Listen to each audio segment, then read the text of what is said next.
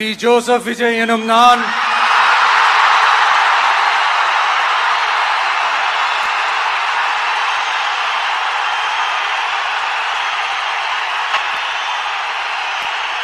சட்டப்படி அமைக்கப்பெற்ற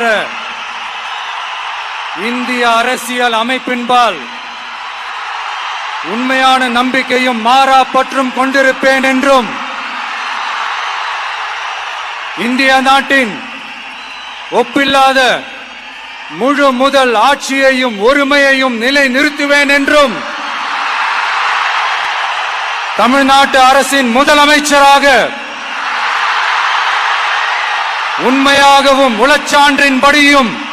என் கடமைகளை நிறைவேற்றுவேன் என்றும் அரசியல் அமைப்பிற்கும் சட்டத்திற்கும் இணங்க அச்சமும் ஒருதலை சார்பும் இன்றி விருப்பு வெறுப்பை விலக்கி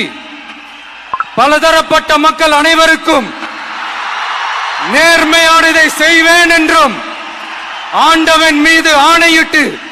உறுதிமொழிகிறேன்.